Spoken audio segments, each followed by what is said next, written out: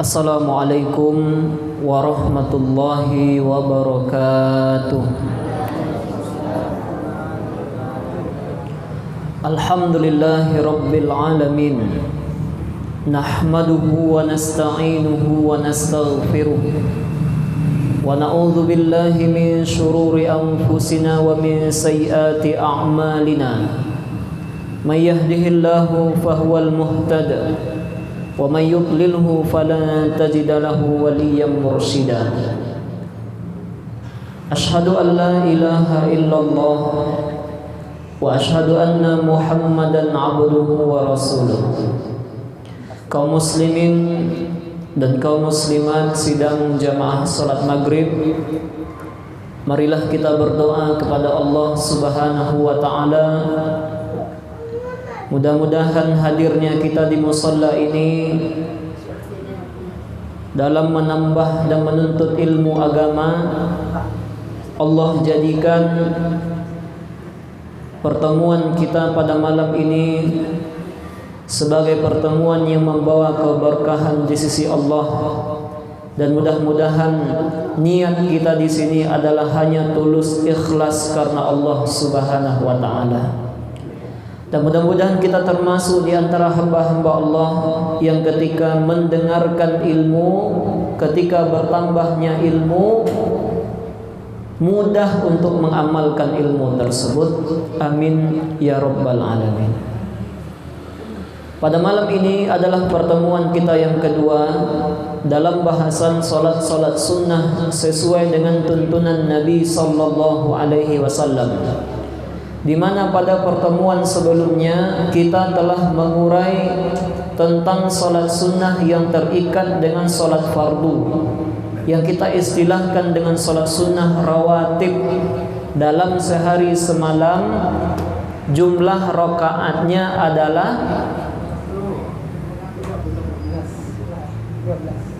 berapa? Berapa?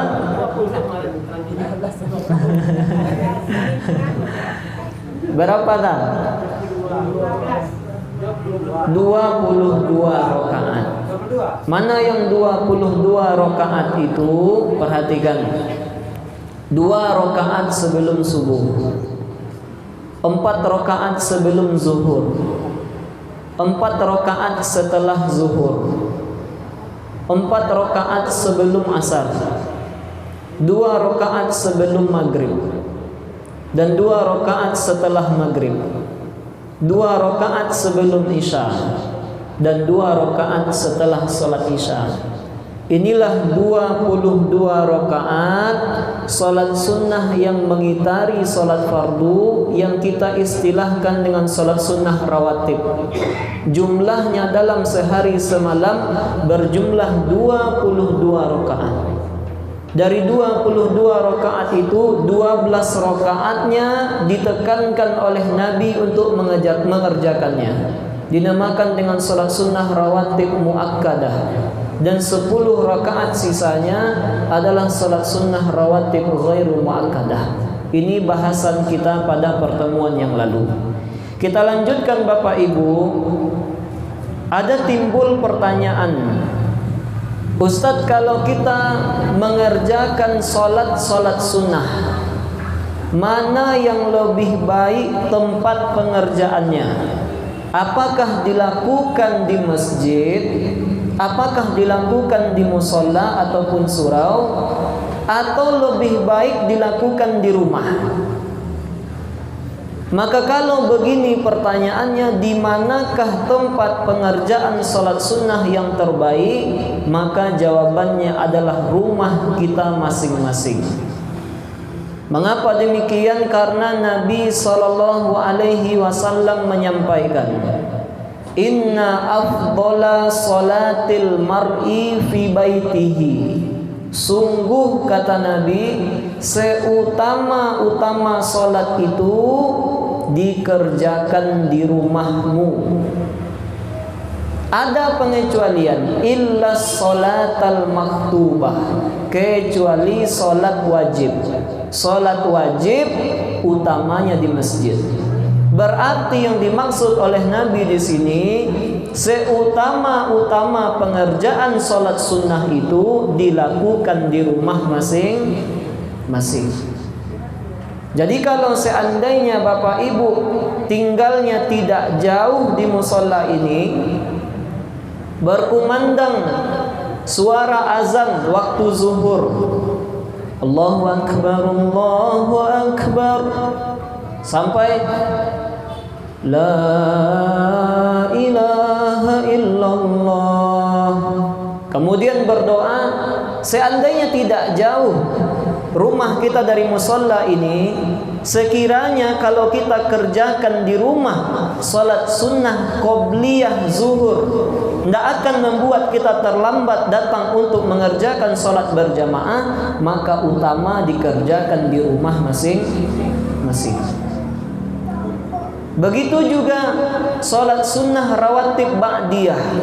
Seandainya Bapak Ibu misalnya tidak ada kajian di musola ini setelah maghrib, dekat rumah di sini ataupun jauh, setelah salat maghrib kemudian berzikir, mau mengerjakan salat sunnah ba'diyah maghrib, seandainya memang ingin dikerjakan di rumah, rumah itulah tempat yang lebih utama. Ini kaidah kalau ditanya mana tempat yang bagus untuk pengerjaan salat sunnah. Ada lagi yang berikutnya dalam perkara salat sunnah ini, bahwa kita kalau sudah mengerjakan salat wajib, diulangi Bapak Ibu, kita tadi sudah menyelesaikan salat maghrib contohnya, itu kita tidak boleh melakukan salat sunnah setelahnya kecuali dengan dua syarat. Jadi kita tadi sudah salat maghrib berjamaah, itu tidak boleh kita mengerjakan salat sunat rawatib ba'diyah maghrib kecuali dengan dua syarat. Apa dua syarat ini? Yang pertama adalah mesti dipisahkan dengan ucapan. Apa maksud ucapan ini? Mesti dipisah dengan zikir terlebih dahulu. Jadi tidak boleh Bapak Ibu seandainya imam nanti Assalamualaikum warahmatullah, Assalamualaikum warahmatullah, kita sebagai makmum Assalamualaikum warahmatullah, Assalamualaikum warahmatullah. Tidak boleh langsung berdiri meniatkan salat sunat rawatib ba'diyah maghrib kecuali dipisah dengan zikir terlebih dahulu. Minimalnya apa? Astaghfirullah, astaghfirullah, astaghfirullah. Baru boleh ketika itu. Kalau ingin juga langsung mengerjakan tanpa berzikir, maka ada syarat yang kedua. Apa itu? Mesti berpindah tempat. Mesti berpindah tempat. Jadi kalau seandainya tadi Bapak sholat maghribnya di sini, di sajadah yang bagian ini, ingin langsung mengerjakan sholat sunnah rawatib ba'diyahnya, tidak ada zikir, maka berpindah ke sebelahnya.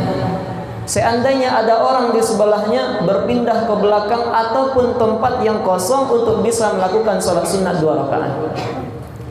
Apalagi hikmah mengapa kita berpindah-pindah tempat untuk mengerjakan sholat sunat?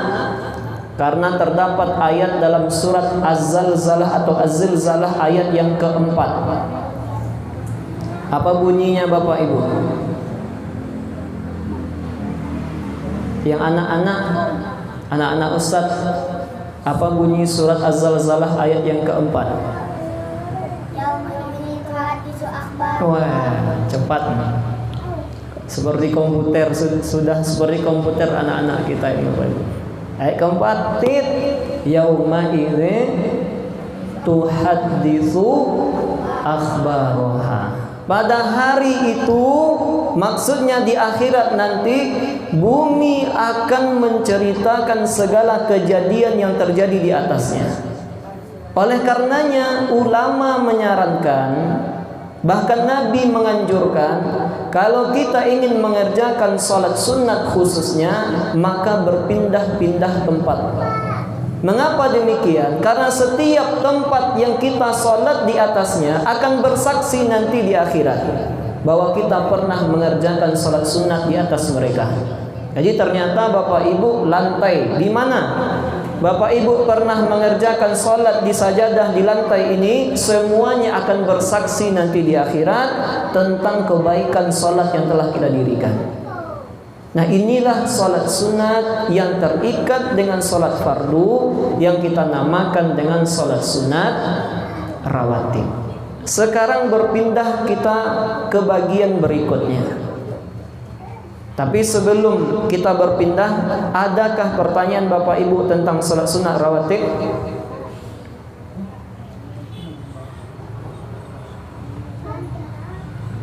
Ada Pak? Mungkin ada satu bahasan. Kalau kita mengerjakan sholat Jumat, apakah ada sholat sunat rawatibnya? Bagi bapak-bapak, Pak, kalau kita mengerjakan sholat Jumat, apakah ada sholat sunat rawatibnya?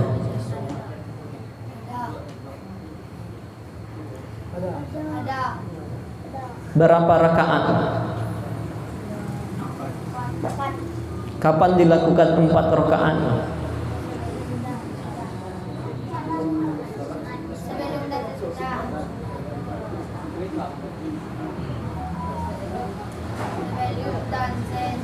Ada enggak Pak? Kita mengerjakan sholat sunat rawatib kalau sholatnya adalah sholat Jumat. Kalau seandainya ada, berapa rakaatkah sholat sunat rawatib kalau sholatnya adalah sholat Jumat?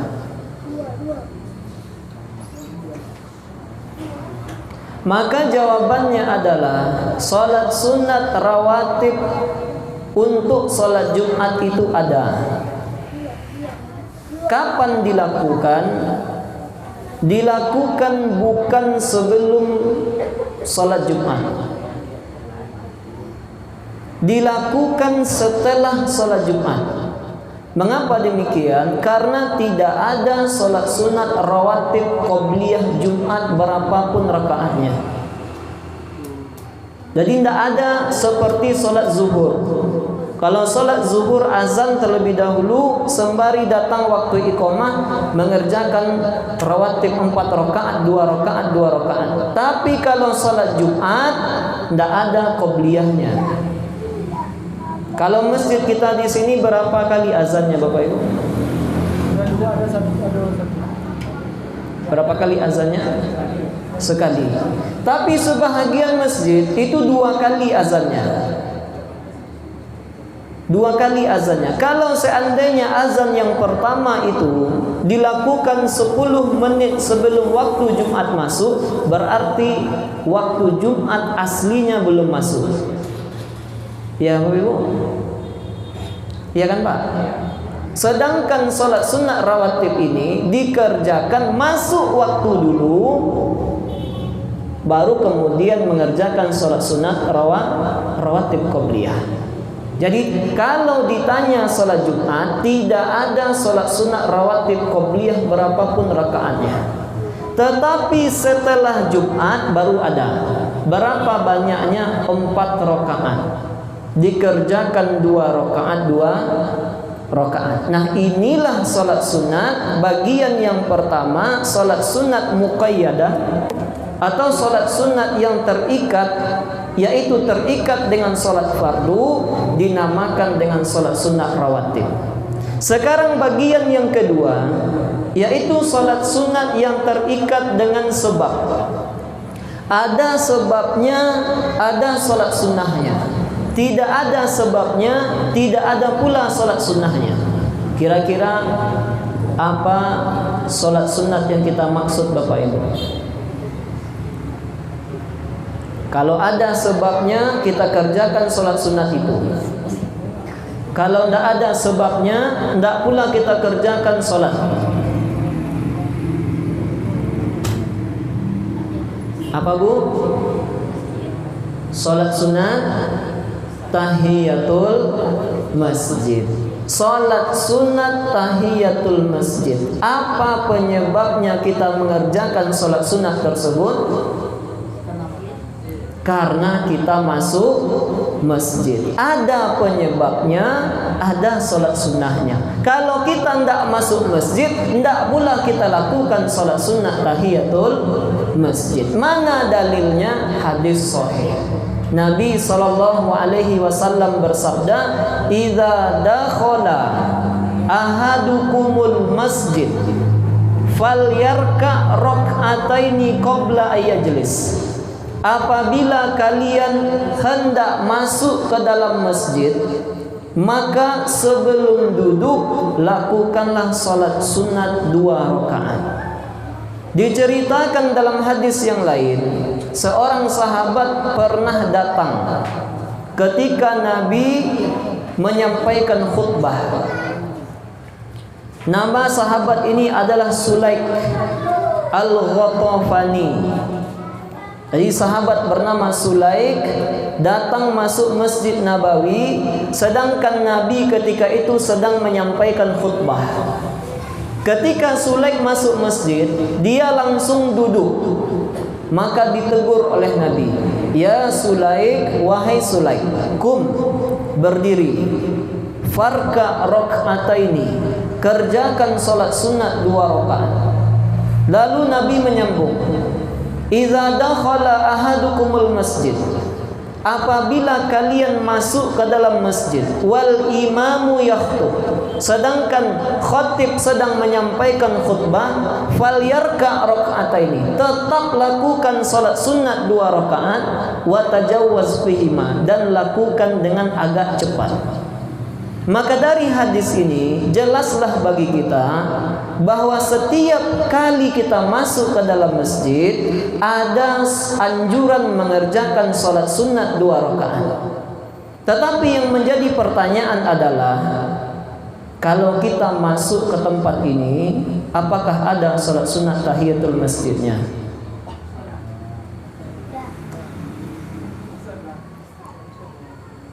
Ada enggak, Bu? Ada Ustaz, ganti sih niatnya Ustaz. Sengaja aku mengerjakan sholat sunat tahiyatul musalla 2 rakaat karena Allah Ta'ala. Ada enggak, Pak?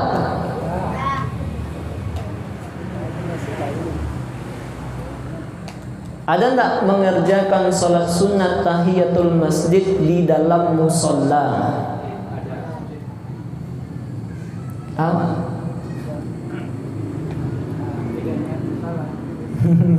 Ada tapi niatnya mushola. Sekarang kalau mushola mendingan, kalau mereknya surau sekarang. Ada enggak sholat tahiyatul masjid di dalam surau? Ada enggak tahiyatul surau? Ada enggak, Pak?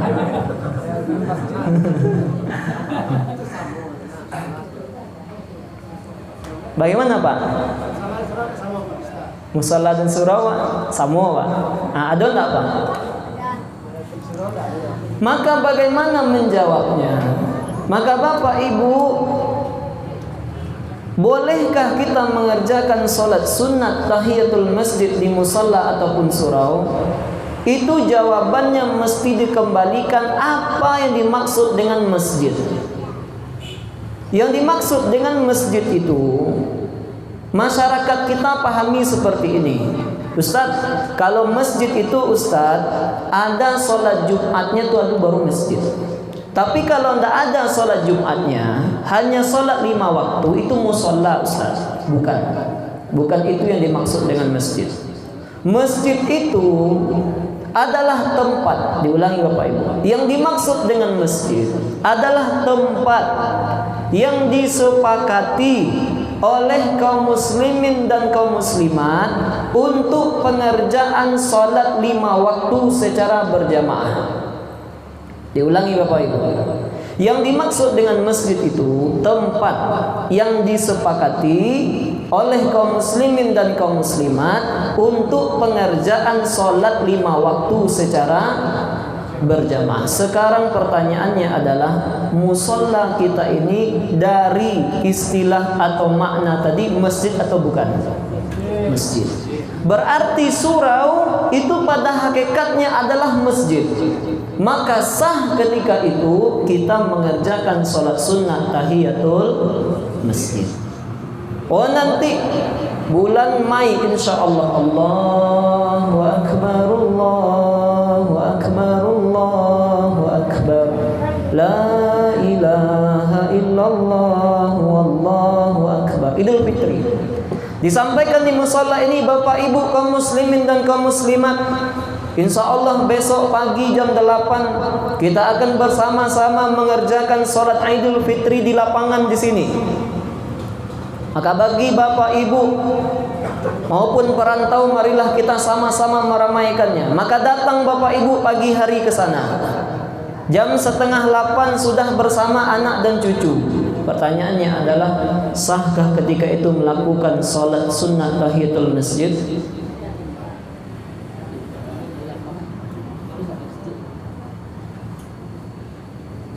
Bagaimana Pak? Tapi adakah orang mengerjakan sholat sunnah tahiyatul masjid? Ada. Bahkan sebahagian orang akan melihat mirip, melihat agak mereng sedikit kalau seandainya orang langsung duduk. Kurang kok tak doke tahiyatul masjidnya. Ini orang yang belum paham. Mengapa lapangan itu bukan tempat yang disepakati untuk pengerjaan sholat 5 waktu. Berarti tidak ada sholat sunnah tahiyatul masjid di lapangan. Sekarang timbul pertanyaan, Ustaz, kalau begitu yang dimaksud dengan masjid, lantas yang musola ini yang mana Ustaz? Yang musola itu seperti ini. Bapak Ibu bangun rumah. Sedang bangun rumah, ibu katakan kepada suami, udah, suamiku, kita banyak tamu. Segan kita kalau tamu itu datang waktu sholat, mereka sholatnya di kamar. Bagaimana kalau kita buatkan tempat khusus untuk sholat? Maka itulah yang dimaksud dengan musola. Sekarang pertanyaannya, Bapak Ibu di rumah masing-masing ada tempat khusus untuk sholat. Pertanyaannya adalah, bolehkah sholat sunnah tahiyatul masjid di tempat tersebut?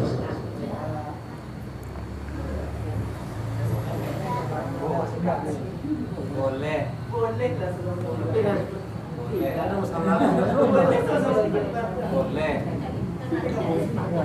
Boleh nggak Pak? Boleh. Karena tidak. Mengapa tidak? Karena tempat itu bukan masjid dan tidak disepakati tempat itu untuk sholat 5 waktu secara berjamaah. Maka inilah yang dimaksud dengan sholat yang dituju oleh Nabi, bahwa kalau kita ingin masuk ke dalam masjid dan sudah berada di dalam masjid, Nabi sampaikan, janganlah kalian duduk sebelum kalian mengerjakan sholat sunat 2 rakaat. Tapi ada pengecualian. Sholat sunat tahiyatul masjid menjadi hilang dan tidak boleh dikerjakan dalam 4 kondisi. Diulangi Bapak Ibu, sholat sunat tahiyatul masjid tidak boleh dikerjakan dalam 4 kondisi. Mana itu? Yang pertama, kalau kita masuk ke dalam masjid sedangkan iqamah sudah dikumandangkan. Di kondisi yang pertama, kalau kita masuk masjid, iqamah sudah dikumandangkan, tidak ada ceritanya lagi sholat sunat tahiyatul masjid. Tidak boleh nanti bapak mojok sendiri, mangga sholat sunat tahiyatul masjid sebentar. Ikut imam lah, tagak kamu pun. Tidak ada ceritanya. Kalau iqamah sudah dikumandangkan, tidak ada lagi sholat kecuali sholat wajib. Tapi Ustaz, tunggu dulu Ustaz. Apa Bu? Ibu pernah Ustaz tidak sholat di musola Ikodo Ustaz? Ibu pai ke Padang Ustaz. Mungkin karena ibu orang asing Ustaz, ibu mungkin tak dianggap sebagai jamaah Ustaz. Tuh, ketika ibu sholat sunat Ustaz, iqamah dikumandangkan. Pertanyaannya Ustaz, apakah ibu lanjutkan sholat sunat ibu atau ibu batalkan Ustaz? Pernah tidak kejadian seperti ini Bapak Ibu? Kita sedang sholat sunat, lalu iqamah berkumandang.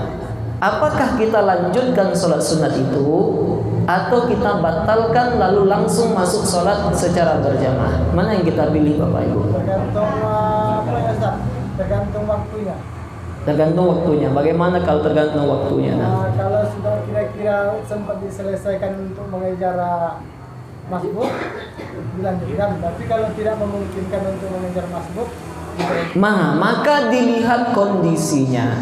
Seandainya ketika kita mengerjakan sholat sunat tersebut lebih dekat ke salam, berarti kita sudah rakaat kedua atau bahkan sudah mau tasyahud akhir, maka sempurnakan ketika itu sholat sunat kita.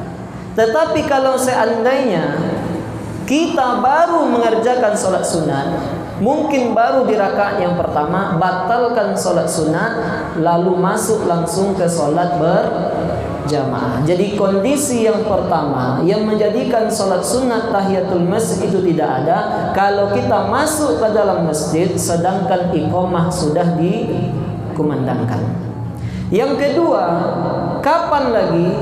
Kalau yang datang itu adalah khatib, sedangkan waktu Jumat sudah masuk.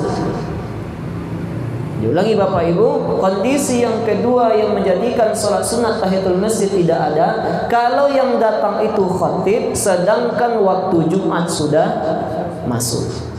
Maka tidak ada ceritanya khatib menyampaikan tunggu sebentar saya tahiyatul masjid, langsung naik ke atas mimbar. Kondisi yang kedua. Kondisi yang ketiga, kapan lagi? Kalau seandainya yang datang itu bapak-bapak terlambat datang ke masjid ketika khatib menyampaikan khutbah, sedangkan khutbah akan diselesaikan. Contohnya kita baru masuk masjid, sedangkan khatib sudah menyampaikan innallaha wa malaikatahu yusholluna 'alan nabi, mau doa lagi. Maka ketika itu tidak ada kita mengerjakan sholat sunat tahiyatul masjid. Yang keempat, hilang kesempatan mengerjakan tahiyatul masjid kalau kita masuk masjid dari luar masjid sudah berniat. Apa niat kita? Kalau saya masuk ke dalam masjid saya akan langsung duduk. Maka kalau Bapak Ibu dari luar sudah berniat seperti itu, duduk Bapak Ibu, maka tidak boleh lagi berdiri untuk mengerjakan tahiyatul masjid. Tetapi sebaliknya, kalau seandainya Bapak Ibu masuk ke dalam masjid kemudian duduk, baru duduk teringat astagfirullah, saya belum tahiyatul masjid, maka dalam kondisi itu boleh kita berdiri lagi untuk mengerjakan tahiyatul masjid. Ada lagi persoalan tahiyatul masjid Ustaz? Iya Ustaz, kalau seandainya nanti ibu bapak diberikan rezeki oleh Allah untuk pergi ke kota Mekah Al-Mukarramah, sholat di Masjidil Haram, Ustaz, kalau masuk ke Masjidil Haram itu Ustaz mana yang baik Ustaz? Sholat tahiyatul masjid Ustaz atau tawaf di Ka'bah?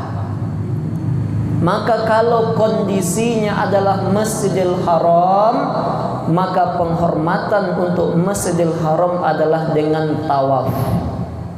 Beda dengan masjid-masjid yang lain. Kalau masjid-masjid yang lain penghormatannya adalah dengan sholat sunnah tahiyatul masjid. Tapi kalau Masjidil Haram penghormatannya adalah dengan berkeliling Ka'bah sebanyak 7 kali yang kita namakan dengan ibadah tawaf. Ustaz, apakah ada ancaman dari Nabi SAW kalau seandainya kita suka meninggalkan sholat sunnah tahiyatul masjid? Ada. Apa itu? Nabi ternyata di dalam hadis menyampaikan sabda, kata baginda Nabi, inna min asyratis sa'ah, sesungguhnya di antara tanda-tanda datangnya hari kiamat, ayyamurrar rajulu fil masjid, seorang masuk ke dalam masjid la yusalli fihi rak'ataini, dan dia tidak menghormatinya artinya dia tidak melakukan salat sunat 2 rakaat ketika dia masuk ke dalam masjid. Ternyata Bapak Ibu, ketika kita meremehkan keberadaan salat sunat tahiyatul masjid, itu termasuk di antara tanda-tanda datangnya akhir zaman. Sudah terbukti Ustaz? Mari kita buktikan sendiri-sendiri. Bapak Ibu coba datang lebih cepat ke masjid yang ada akad nikahnya. Datang lebih awal, lakukan tahiyatul masjid, kemudian duduk. Kemudian perhatikan berapa orang yang hanya mengerjakan tahiyatul masjid. Kalau sudah akad nikah, contohnya ini, umumnya orang masuk masjid tidak melakukan tahiyatul masjid. Maka inilah salat sunat yang terikat dengan sebab yang pertama, yaitu salat sunat yang dilakukan setiap kali kita masuk ke dalam masjid, penghormatan terhadap masjid, salat sunat 2 rakaat tahiyatul masjid. Apalagi salat sunat berikutnya? Salat sunat berikutnya yang kedua adalah salat sunat yang penyebabnya kita selesai wudu. Diistilahkan dengan salat sunnah wudu, yang disampaikan oleh baginda Nabi, ma min abdin muslim yatawaddo, siapapun hamba muslim yang berwudu, fayuhsinu wudu'ahu, kemudian wudunya sempurna, rukun syarat dia perhatikan, summa yaqumu, kemudian dia berdiri, fayusalli fihi rak'ataini atau fayusalli rak'ataini, dia lakukan kemudian salat sunnah 2 rakaat, muqbilun alaihima biqalbihi wa wajhihi, dia lakukan salat sunnat itu dengan secara khusyuknya, maka balasannya kata Nabi, illa wajabat lahul jannah, kecuali balasannya adalah orang yang mengerjakan hal tersebut wajib masuk ke dalam surga. Siapa sahabat yang sering melakukan ini? Itulah muadzin baginda Nabi, namanya Bilal bin Rabah. Bilal bin Rabah itu Bapak Ibu pernah ditanya oleh Nabi, ya Bilal, wahai Bilal, hadithni bi arja amalin amiltahu fil Islam, apa amalan yang engkau lakukan wahai Bilal? Fa inni sami'tu duffana 'alaika baina yadayya fil jannah, karena aku mendengarkan suara sendalmu di dalam sorga. Jadi ditanya oleh Nabi kepada Bilal bin Rabah, apa amalan spesialmu wahai Bilal, sampai-sampai aku mendengarkan suara sendalmu di dalam sorga? Maka dijawab oleh Bilal, wahai Rasulullah, tidak ada amalan spesialku, kecuali setiap kali aku selesai bersuci, berwudu, baik pada siang maupun malam hari, aku lakukan salat sunnah 2 rakaat setelahnya. Maka inilah yang dimaksud dengan salat sunnah wudu. Bentuknya sederhana, tapi boleh ditanya kepada diri kita masing-masing. Bayangkan Bapak Ibu, sehari ini saja kita sudah wudu dari subuh sekali, kemudian zuhur juga, kemudian asar juga, kemudian tadi maghrib. Pertanyaannya, sudah 4 kali kita berwudu minimal, mana salat sunnah 2 rakaat yang memang khusus kita niatkan salat sunnah wudu? Sehari tadi ada Bapak Ibu? Umumnya kita masuk ke dalam masjid, niat kita mungkin tahiyatul masjid, atau niat kita salat sunat rawatib qobliyah. Tapi jarang di antara kita yang ketika masuk masjid niatnya memang mengerjakan salat sunat wudu. Oleh karena itu, amalan ini bentuknya sangat sederhana, tetapi pahalanya sangat luar biasa di sisi Allah Ta'ala. Oh Ustaz, alhamdulillah kini bertambah ilmu Ustaz. Tadi dibahas salat sunat tahiyatul masjid, kemudian sekarang salat sunat wudu, pertemuan sebelumnya salat sunnah qobliyah. Maka timbul pertanyaan sekarang Ustaz, apa itu Pak? Seandainya Bapak masuk ke musola ini Ustaz, sedangkan waktu untuk iqamah tersisa 5 menit lagi, atau 4 menit lagi. Dan kita sudah membahas salat sunat qobliyah, sudah kita bahas salat sunat tahiyatul masjid, dan sudah kita bahas salat sunat wudu. Pertanyaannya Ustaz, dari waktu yang singkat ini, mana yang bagus Bapak lakukan? Mana rencak Pak? Kalau Wak masuk dalam musola, sedangkan waktu tersisa 4 menit lagi iqamah, berarti kita hanya bisa mengerjakan 2 rakaat saja. Sekarang mana yang kita pilih? Tahiyatul masjid kah?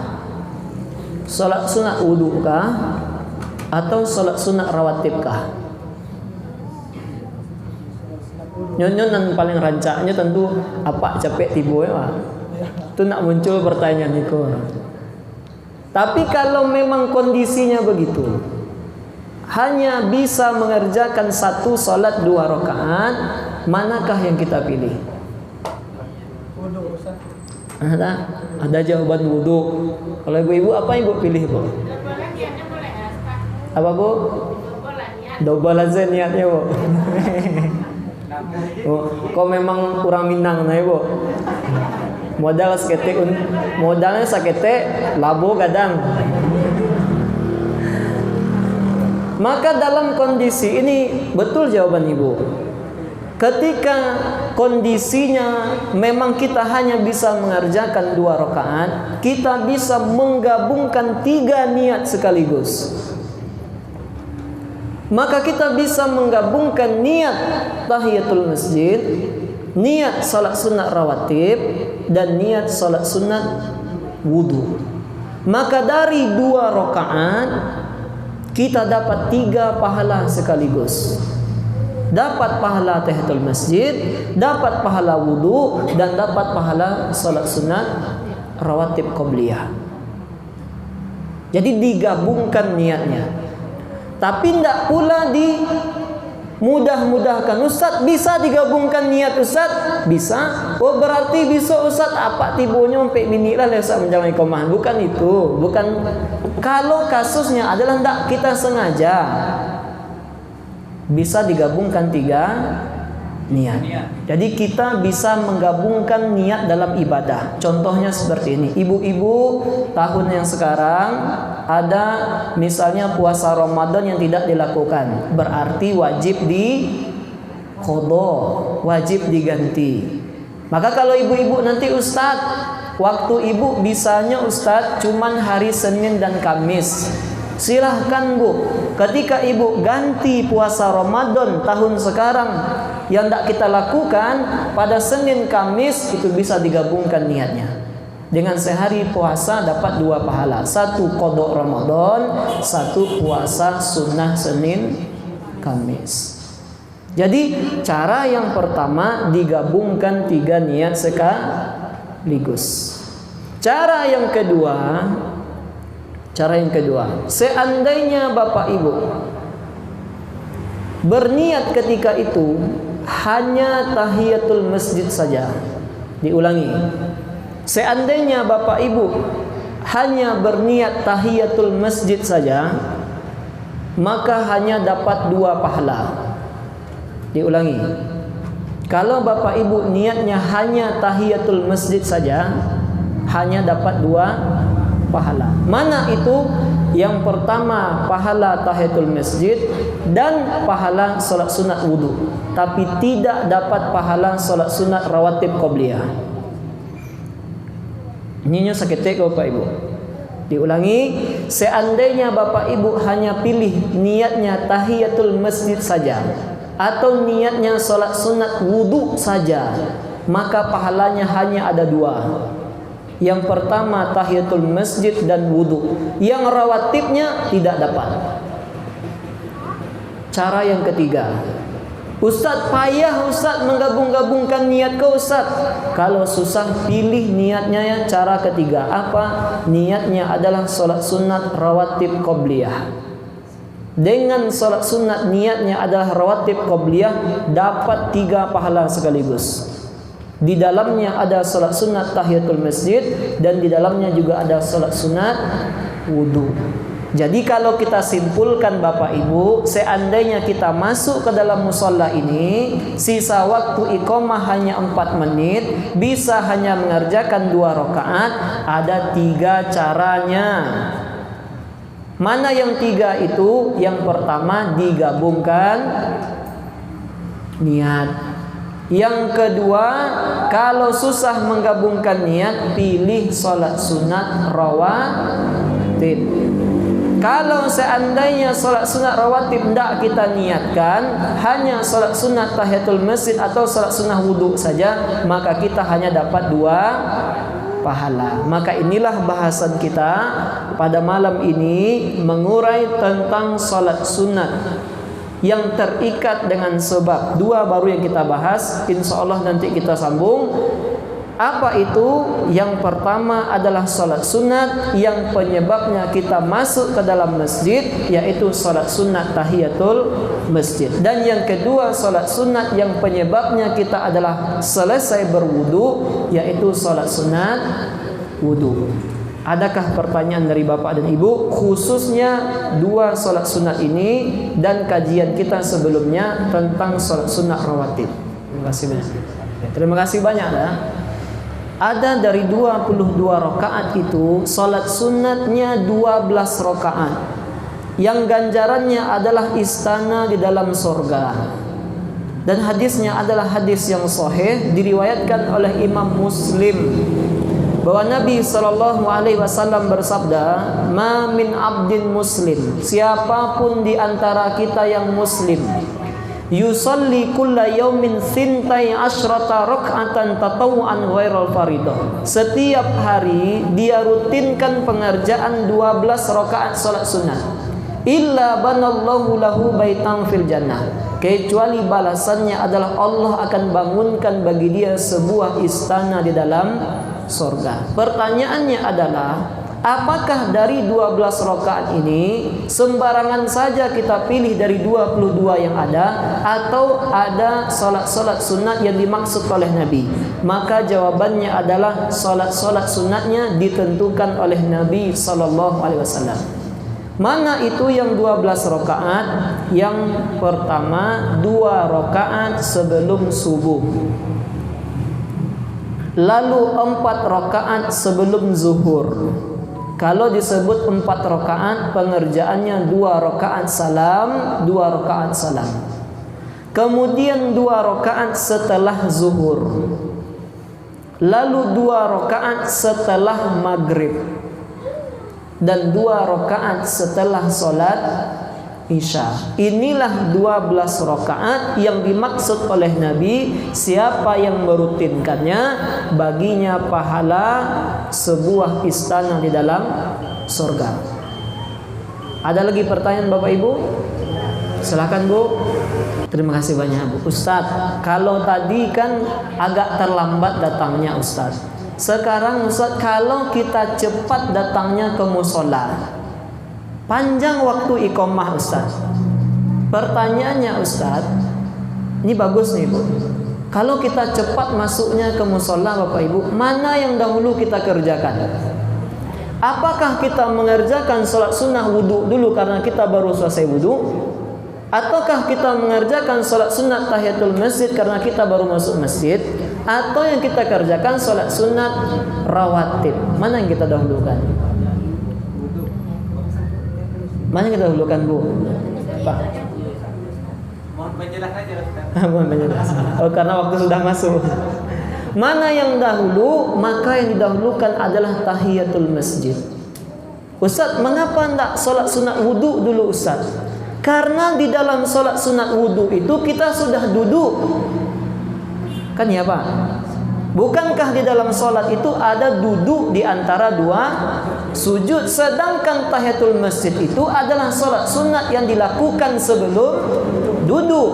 Berarti kalau seandainya kita sempat mengerjakan 3 sekaligus, yang pertama dikerjakan adalah sholat sunat tahiyatul masjid, yang kedua adalah sholat sunat wudu, baru kemudian sholat sunat rawatib. Jadi tidak mengapa Bu. Bahkan seandainya panjang waktunya, contohnya waktu zuhur misalnya Ibu, Berarti sebelum zuhur ada 4 rakaat. Berarti bisa setelah azan sampai iqamah itu kita kerjakan 8 rakaat. 2 rakaat tahiyatul masjid, 2 rakaat salat sunat wudu, 2 rakaat qabliyah, tambah 2 rakaat lagi yang qabliyah. Karena sebelum zuhur ada 4 rakaat. Ustaz, kalau seandainya memungkinkan hanya 3 kali saja salatnya Ustaz, maka ketika itu pilih yang pertama tahiyatul masjid, kemudian salat sunat rawatib 2 rakaat, 2 rakaat. Begitu caranya, Bu. Wallahu a'lam bishawab. Ada lagi pertanyaan Bapak Ibu? Sekiranya tidak ada, mudah-mudahan bermanfaat. Mohon maaf jika ada kesalahan. Mudah-mudahan apa yang kita dapatkan mudah bagi kita untuk mengamalkannya, dan PR kita berarti sampai datang pengajian berikutnya adalah senantiasa menjaga salat sunat rawatib, menjaga salat sunat tahiyatul masjid, dan menjaga salat sunat wudu. Kita tutup dengan doa kafaratul majlis. Subhanakallahumma wa bihamdik, asyhadu an la ilaha illa anta, astaghfiruka wa atubu ilaik. Assalamualaikum warahmatullahi wabarakatuh.